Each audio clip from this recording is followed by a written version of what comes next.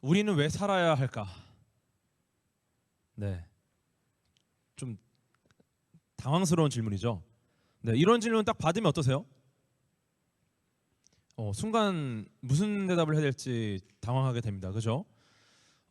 일반적인 질문들, 우리가 한 5초 안에 대답할 수 있는 질문들은 그리 좋은 질문들이 아니라 그냥 정보를 물어보는 질문들이 많습니다. 예를 들어서 뭐 이름이 뭔가요? 뭐 직업이 뭔가요? 취미가 뭔가요? 이런 것들 있잖아요. 그런데 소개팅에 나가서 당신은 왜 살아야 합니까? 이러면은 좀 당황스럽겠죠. 네. 그리고 순간 생각에 빠집니다. 그러고 보니까 나는 왜 살아야 되지? 이런 질문들은 사실 우리가 새로운 생각, 무언가 도전적인 생각을 할 수 있게 도와주는 질문이에요. 근데 대답하기 굉장히 어렵습니다. 왜 살아야 할까? 그래서 질문을 좀 바꿔보겠습니다. 우리의 삶에 무엇이 과연 중요할까? 네, 여러분들은 뭐가 중요하다고 생각하세요? 우리의 삶에서 중요한 게 많이 있죠. 지금 뭐 떠오르시는 것도 있을 거고 사실 뭐 지금 이 강연보다 중요한 것도 많이 있겠죠. 그래서 강연을 보는 대신에 다른 거를 지금 보고 있을 수 있어요. 예를 들어서 주식.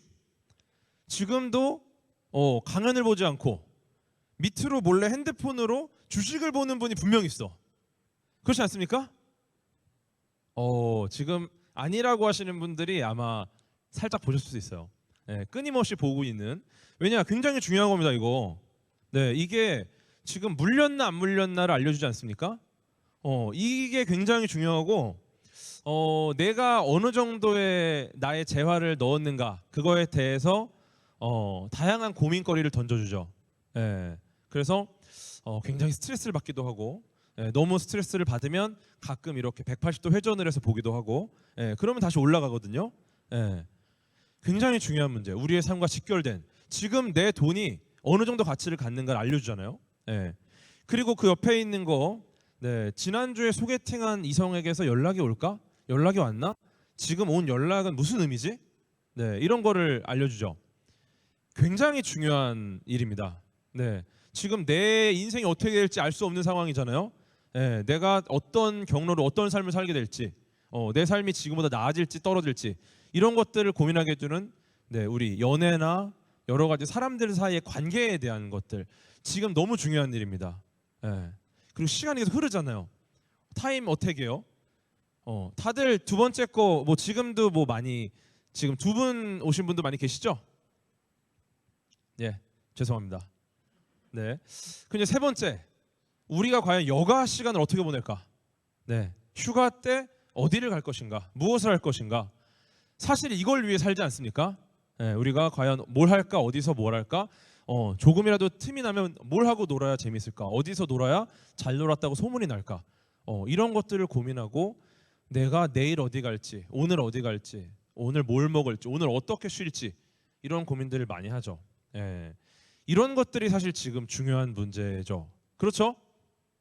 이것보다 중요한 문제 있어요, 혹시? 뭐 있을 수도 있는데 대개 요 셋 중에 하나가 뭐 들어갑니다.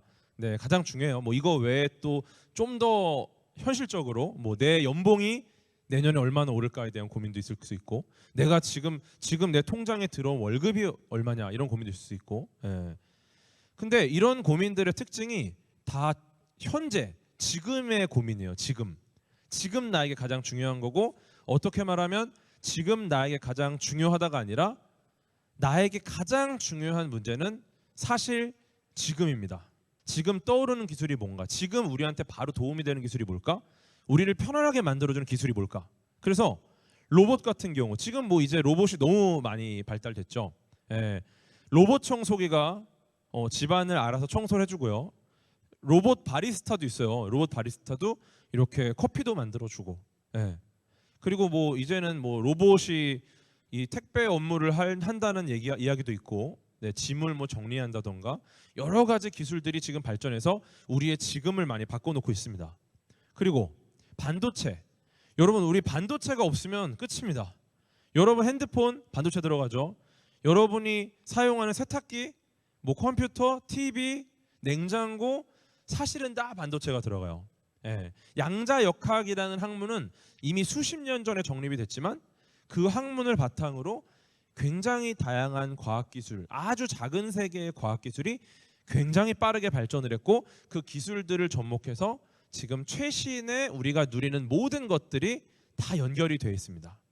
지금 우리가 집에 가는 길, 지금 우리가 출근하는 길, 지금 우리가 누군가를 만나러 가는 모든 길에서 우리는 과학기술의 도움을 받습니다. 그런데 과학기술에는 이런 것들만 있는 건 아니에요. 굉장히 다양한 것들이 있습니다. 특히나 우주기술 같은 경우는 최근에 굉장히 빠르게 발전을 하고 있어요. 예를 들어서 화성 같은 곳에 가, 그리고 거기에 착륙을 합니다. 착륙을 한 퍼서비런스라는 탐사 로봇은 이렇게 화성을 다니면서 지형을 촬영하고 심지어 채취하고 바로 분석해서 분석된 결과를 지구로 보내기도 하고, 그리고 인제뉴어티라는 옆에 달린 조그만 요 귀여운 녀석 있죠. 지구가 아닌 다른 행성에서 처음으로 하늘을 난 비행체입니다. 소형 드론 로봇이에요. 이 두 친구가 마치 소닉과 테일처럼 화성을 다니면서 열심히 연구를 하는데 도움을 주는 자료들을 모으고 있습니다. 그렇죠? 그리고 엄청나게 뜨거운 태양을 향해, 표면 온도가 6,000도 가까이 되는데 그곳을 향해 달려간 파커 태양 탐사선이라는 탐사선도 있어요. 옛날 같으면 상상도 할 수 없는 임무였는데 지금은 태양을 향해 돌진해서 태양 주변을 계속 돌면서 굉장히 다양한 정보들을 얻기 시작을 합니다. 우리가 태양에 대해서도 모르고 있는 게 굉장히 많았는데 다행히 이 친구 덕분에 많은 것들을 알아낼 수 있었죠. 태양에 대해서 알아낸다는 건 굉장히 의미가 있습니다. 왜냐하면 지구는 결국 모든 것을 태양으로부터 가져왔고, 태양을 우리가 알아내면 알아낼수록 초기 지구에 대한 여러 가지 정보를 알아낼 수 있어요. 그리고 우리가 그렇다면 어떻게 시작됐는지, 그리고 앞으로 어떤 결과를 맞이할지, 이런 것들을 이제 우리가 알 수 있게 되죠. 나아가서 이제 약간 우주를 우리 집처럼 만들었어요. 국제 우주 정거장이라는 것을 우주에 띄워놓고 심지어 사람들이 거기서 생활을 합니다. 먹고 자고 항상 상주를 하는 거예요. 대단한 일이죠. 굉장히 오랫동안 상주할 수 있게 준비를 해서 지구 밖에 있는 저궤도에서 인간이 상주할 만한 거주지 영역을 만들어냈습니다. 그리고 그곳을 향해 여러 탐사선, 유인 우주선들이 왔다 갔다 하면서 다양한 것들을 주고받고 다양한 실험들을 하고 굉장히 많은 성과들을 내고 있죠. 심지어 더 나아가서 이제 지구 주변은 좀 식상하다, 웬만한 건 다 알았다, 요거는 이제 민간한테 넘기고 약간 관광지로 쓰자. 우리는 어디로 가느냐? 달로 가자. 그래서 아르테미스 미션이라고 아예 달 주위를 도는 이런 정거장을 만들 계획을 갖고 있습니다. 루나 게이트웨이라는 정거장이고 아르테미스 미션의 최종 목표라고 보시면 돼요. 보시면 여기 다 지구가 있죠? 지구로부터 40만 킬로미터 정도 떨어진 이 먼 곳에도 인간의 거주지를 만들어서 여기에 왔다 갔다 상주하는 우주인을 만들고, 이곳으로부터 아주 낮은 저중력, 달의 저중력을 이용해서 화성까지 좀 쉽게 가보겠다라는 미션이에요. 굉장히 영리한 미션인데 문제는 지금 발사가 2번이나 연기가 됐습니다. 2번 연기되면 어떻게 되는 거죠? 오히려 좋은 거죠. 어떤 문제가 생길지를 미리 2번이나 알아낸 겁니다. 그래서 아마 다음번 발사는 성공하지 않을까. 지금 27일 발사로 지금 예정이 되어 있고요. 만약에 또 문제가 생기면 다음 달 2일로 다 지금 또 예정이 되어 있습니다. 여기에 들어가는 연료가 그 액체 수소가 들어가는데요. 액체 수소가 사실 액체 산소, 산화제랑 궁합이 되게 좋아요. 그래서 사실은 액체 수소와 액체 산소를 딱 연료와 산화제로 쓰면 기가 막힌데 그만큼 어려운 거예요. 그래서 계속 액체 수소가 새는 문제가 발생합니다. 그 부분을 수정을 했는데도 또 새고, 수정을 했는데 또 새고, 그래서 이것을 해결하기 위해서 노력을 많이 하고 있고, 그래서 우리나라는 지금 연료로 케로신을 쓰고 있습니다. 액체 수소를 못 쓰고. 그만큼 어려운 기술이라 뭐 미국이나 러시아 뭐 몇몇 나라만 갖고 있는 기술이에요. 그래서 이게 잘 돼서 또 달까지 가는 걸 목표로 하고 있죠. 근데 이런 거 왜 할까요? 심지어 150만 킬로미터 떨어진 곳에 망원경도 갖다 놨죠. 이런 거 왜 할까요? 돈이 엄청나게 들었어요. 우리가 상상할 수 없을 만한 국가의 몇 년치 예산에 해당하는 돈을 여기다 부어서 150만 킬로미터 떨어진 곳에 제임스 웹 우주 망원경이라는 적외선은 망원경을 띄워놨습니다. 네. 지금 최근에 나온 지금 거의 뭐 격주마다 사진을 내놓고 있는데 그 사진들은 우리가 한 번도 본 적 없는 것들을 우리에게 지금 전해주고 있습니다. 커튼에 가려져서 이곳 안에서 분명히 별이 탄생하고 있다. 그런데 아무도 본 적은 없어요. 그냥 과학자들의 뇌피셜이야. 그런데 제임스 웹 우주망원경으로 관측을 했더니 실제로 그 장막, 가스 장막 안쪽에 새롭게 만들어지는 별들이 관측이 됐고요. 그리고 아마 이곳에 초거대 질량 블랙홀이 있을 것이다. 근데 이것도 역시 알 수 없어. 정확하게 나오지 않아. 근데 이것을 보고 블랙홀의 젯을 확실하게 관측하고 이곳에 블랙홀이 있구나. 진짜로 초거대 질량 블랙홀이 있구나라는 걸 알아냈고요. 별의 죽음의 직전에 그 옆에 있는 새로운 별이 존재한다라는 것도 알아내고 죽음과 탄생이 계속 돌고 있다라는 것도 알아내고 그리고 엄청난 중력 렌즈 효과를 관측해서 평소 같으면 절대 관측할 수 없는 거의 빅뱅 직후에 탄생한 별의 거의 은하에 비슷한 아주 정밀한 사진을 얻어낼 수도 있게 됩니다. 별의 탄생. 야, 내가 뭐 30년 살았지만 드디어 별의 탄생을 보는구나. 야, 미쳤다. 야, 이건 정말 대단한 일이야. 그렇게 생각하세요? 현재랑 아무 상관이 없잖아요. 그렇죠? 왜 중요하지 않은 것을 이렇게 할까? 과학자들은 왜 할까? 그러면 우리는 생각을 해봐야 돼요. 중요하다라는 것을 정의해야 돼요. 이 유능한 개미들이 바닷가 쪽에 기가 막힌 성을 짓기 시작했어요. 네, 개미성, 모래성을 짓는 게 굉장히 중요한 일입니다. 그래서 누구보다 멋지게 보금자리를 만드는데 모든 개미들이 노력을 해요. 그리고 이 개미들이 그 보금자리에 얼마나 많은 식량을 넣느냐, 얼마나 좋은 음식들을 보관해 놓느냐, 이게 나한테 너무 중요하죠. 야, 저 옆집의 김개미보다 내가 훨씬 맛있는 거 많이 보관했다. 야, 옆집 박개미는 준중형 차 타고 다니는데 나는 이제 외제차 탄다. 이런 느낌으로 개미들이 열심히 이 안에서 사회를 만들었습니다. 이렇게 멋진 집을 짓고 음식을 비축하는데 노력을 하고 있는 상황에서 이상한 개미가 등장해. 이 개미는 집 짓는데 관심이 없어요. 집 짓는데 아무 관심이 없고 음식을 비축하는데 관심이 없고 어디를 보고 있느냐? 아무도 보지 않는 곳만 골라서 보고 있습니다. 네. 이 개미는 그냥 다른 모든 개미들이 관심을 갖고 있는 영역에 관심이 전혀 없어요. 이 개미들한테는 뭐가 중요할까? 이 개미들한테는 도대체 뭐가 중요하길래 다른 개미들이 다 하는 그런 개미집 짓기, 뭐 음식 비축하기 이런 걸 왜 안 할까? 네. 이상하지 않습니까? 여러분들 이런 개미들 보면 뭐라 그래요? 아주 할 일이 없냐 너? 할 일이 없거나 생각이 없거나 인생을 무의미하게 보내는 개미들이죠, 그죠? 네. 보통은 굉장히 무시를 하거나 조롱을 할 겁니다. 우리 인류가 비슷한 행동을 꽤 많이 해요. 사실 아까 보여드린 우주와 관련된 수많은 기술들이 우리한테 크게 지금 중요하지 않아요, 그죠? 그리고 이 사진 뭔지 아시죠? 네, 창백한 푸른 점이라는 사진인데 얘가 지구예요. 레이저 포인터랑 비슷하죠? 보이저라는 탐사선을 우주에 쐈어요. 근데 보이저 탐사선은 쉽게 말해 뭐냐면은 인류가 있을지 모를 외계 생명체들에게 보내는 유리병 편지랑 비슷합니다. 유리병 안에 편지를 써요. 그래서 이 편지는 영국에서 처음 시작하였고 이렇게 해가지고 편지를 딱 열면은 이 편지를 또 10개를 써서 보내야 돼. 이런 걸 띄워요. 왜냐? 우리가 이 지구에 살고 있다. 그러니까 관심 있는 외계인들 우리를 발견해 달라. 근데 우리는 너희들을 찾을 만한 기술력이 없으니까 우리가 보이저라는 유리병 안에 편지를 써서 보낸다. 이거를 니네가 열어보면 거기 우리 인간의 사진, 우리 수많은 나라들, 국가들의 인사, 그리고 뭐 대자연의 사진들, 동식물의 사진들, 여러 정보들을 우리가 담아놨으니까 이걸 보고 우리를 찾아와라.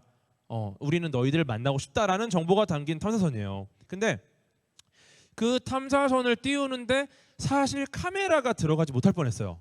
왜냐면 유리병 편지잖아. 카메라 없어도 되잖아요.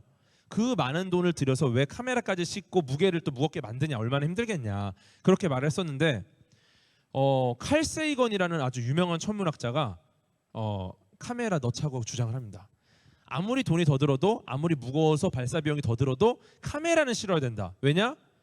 납세자들이 엄청난 세금을 여기다 냈는데 그들한테 사진 한 장 안 보여준다는 건 말이 안 된다. 그들에게 적어도 최소한 사진 한 장 정도는 보여줘야 된다. 그렇게 해서 찍은 수많은 사진 중에 가장 가치 있는 한 장의 사진입니다. 왕과 신하, 백성, 위대한 지도자, 영웅, 범죄자, 여러분의 부모님, 여러분의 가족, 자식들, 위대한 선생님과 학생들, 원수, 동료, 사랑하는 사람, 노인과 아이, 그 모든 사람들이, 그 모든 개념과 이데올로기들이 결국 요 창백한 푸른 점 위에 있다. 우리가 아무리 대단하다고 서로 난리를 치고 남들과 비교하면서 우월하다고 해봐야 결국은 요 점 위에 먼지만도 못한 존재다. 그리고 이 창백한 요 작은 푸른 점 하나가 우리가 사는 유일한 보금자리이기 때문에 우리는 서로 더 겸손해야 되고 서로 더 배려해야 되고 우리는 이 보금자리를 지키기 위해 영원히 노력해야 된다라는 이야기를 했어요. 네. 굉장히 의미 없는 사진 한 장을 아주 멋지게 포장을 했죠. 네. 이런 연구들을 하고 또 이게 우리가 손을 딱 뻗었을 때 바늘 구멍 있잖아요. 바늘을 딱 잡으면 우리가 손을 뻗었을 때 이 손끝에 있는 바늘 구멍으로 하늘을 딱 가리킵니다. 그리고 딱 가리킨 그 하늘의 바늘 구멍만한 영역의 사진이에요. 근데 이 안에 수천억 개의 은하가 있어요. 그리고 하나하나의 은하들, 얘네들이 전부 은하입니다. 뿌연 애들. 이 은하들 안에는 수천억 개의 별들이 또 있어요. 네. 최근에는 더 많아져서 이 바늘구멍 하나에 수조 개, 이 우주 전체에는 수조 개의 은하가 있는 거예요. 엄청난 은하들이 있습니다. 이 말은 뭐냐? 이렇게 많은 걸 몰랐어요, 예전에는. 왜냐하면 우리가 하늘을 봐요. 하늘에 보이는 게 지금 반짝거리는 게 한두 개 있나요? 그러면은 이 세상에 우리밖에 없구나. 그런데 그러한 개념을 완전히 깬 사진입니다. 야, 이 바늘구멍 많은데 이렇게 많아? 그러면은 이 우주에는 셀 수 없겠네. 그러면 이 우주에는 우리 같은 존재도 셀 수 없겠네. 엄청나게 많이 있겠구나. 되게 신기하다. 그러면 이건 역시 이 우주에 우리만 있는 게 아니다. 라는 걸 알려준 아주 위대한 사진이죠. 근데 이것도 사실 지금의 우리랑은 관련이 없어요. 이 우주 미션들이 결국은 다 지향하는 바가 뭐냐면 지금 현재 우리의 모습과는 크게 관련 없습니다. 그런데 이걸 알려줘요. 우리가 어디서 왔고 어디로 가는가.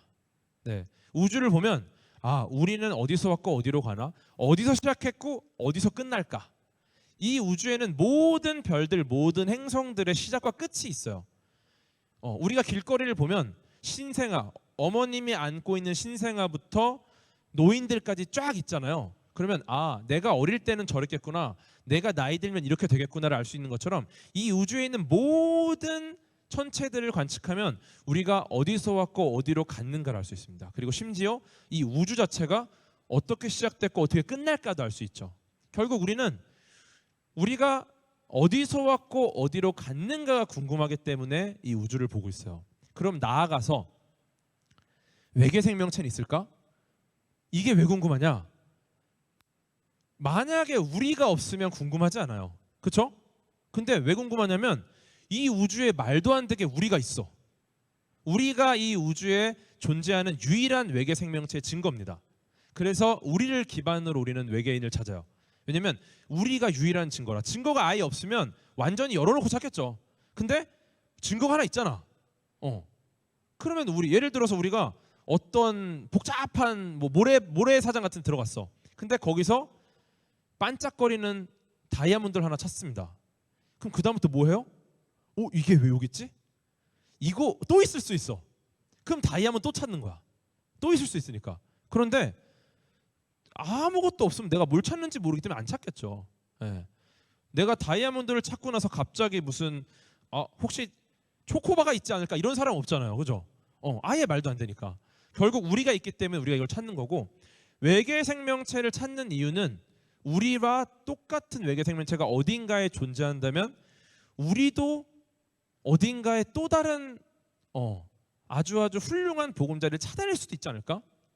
라는 기대가 있는 거예요. 그래서 지금 천문학에서 가장 중요한 건 우리와 비슷한 지구형 행성을 찾는 겁니다.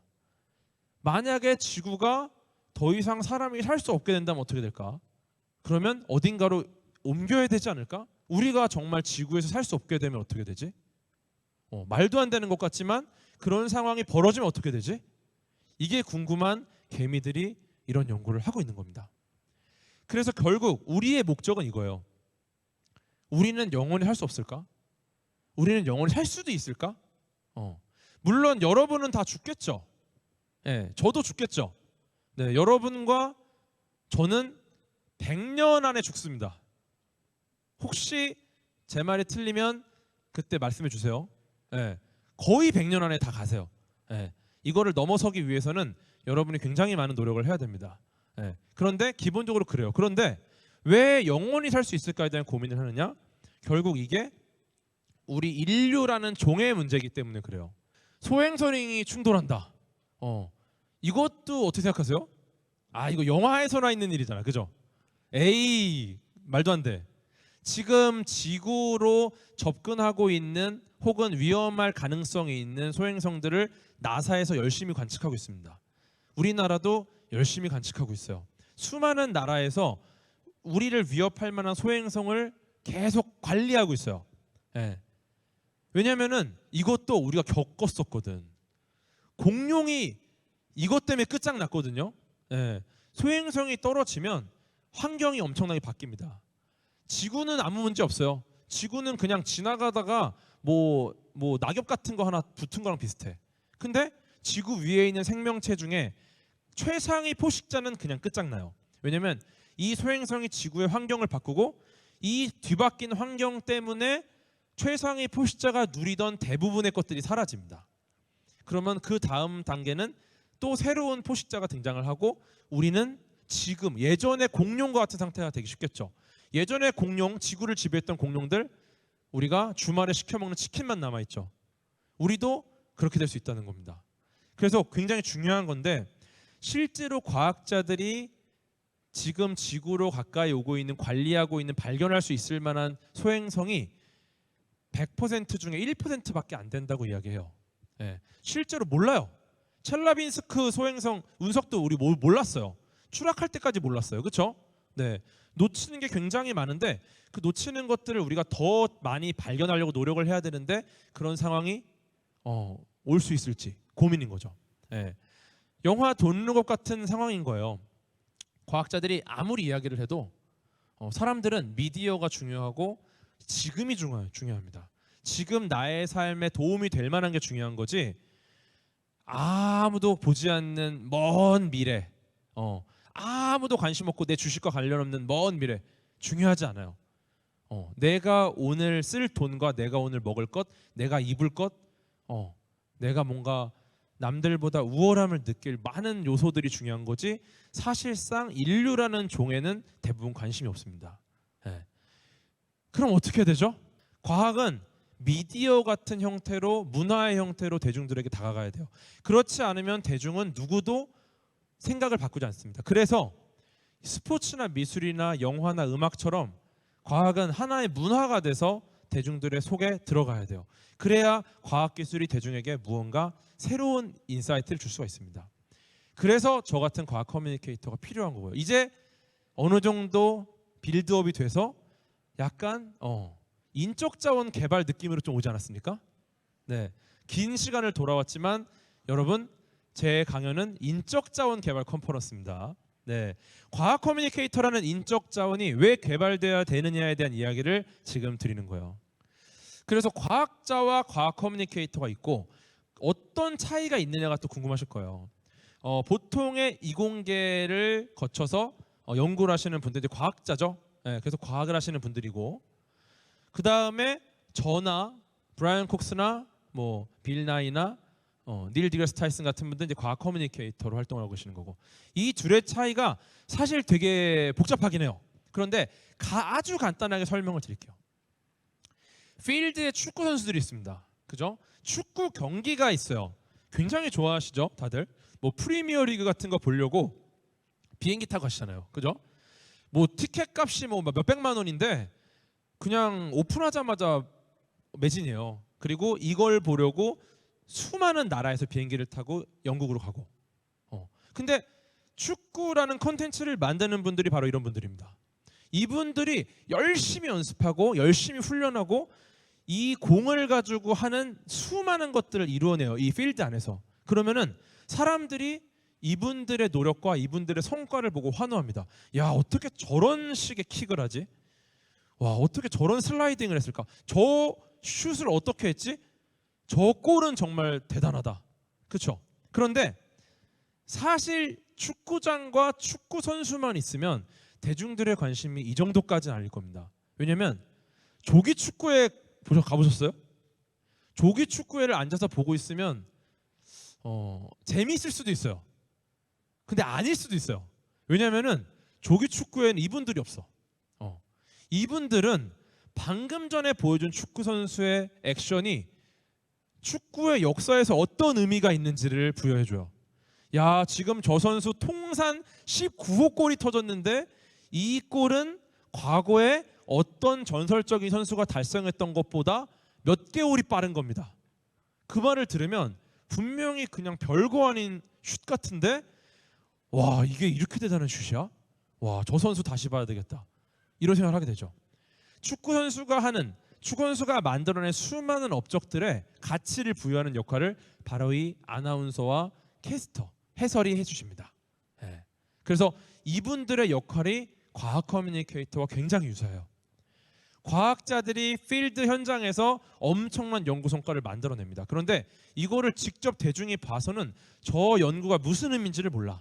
그래서 과학 커뮤니케이션이 필요한 겁니다. 과학 커뮤니케이션이 활발해지면 어떤 혜택들이 있냐면요. 대중이 바뀌겠죠. 대중이 이 과학 커뮤니케이션을 경험한다. 어떤 변화가 오냐면 과학 커뮤니케이션의 기본은 과학적 사고입니다. 과학적 사고는 간단하게 말해서 인과관계가 명확한 사고예요. 과학적 사고, 과학 커뮤니케이션을 자주 접하다 보면 나도 모르게 머릿속으로 항상 인과관계를 생각합니다. 인과관계를 생각하다라는 것은 아주 상식적인 생각을 하게 된다는 거예요. 그럼 어떻게 되느냐? 우리 주변에 있는 수많은 분들이 인과관계가 없이 사고하시는 분들이 많이 계세요. 도대체 왜 이런 행동을 할까? 내 상사, 저분은 도대체 왜 저런 행동을 하지? 내 동료, 혹은 나와 같이 일을 하는 팀원들, 얘네들은 또 무슨 생각인 거지? 인과관계를 명확하게 하지 않기 때문에, 인과관계를 명확하게 하는 습관이 들어있지 않기 때문에 그렇거든요. 그런데 과학 소통을 거의 일상처럼, 문화처럼 즐긴다? 이분들의 머릿속에는 항상 인과관계를 넣어놓습니다. 그래서 인과관계를 명확하게 하면 이상한 행동을 하지 않아요. 그 말은 뭐다? 삶 가운데 아주 상식적인 삶을 살게 되고 우리의 사회는 아주 상식적인 사회가 됩니다.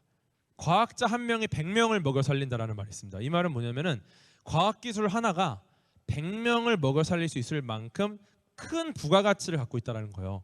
그런데 과학 커뮤니케이터 한 명이 과학자 100명을 만들어낼 수 있습니다. 이 말은 뭐다?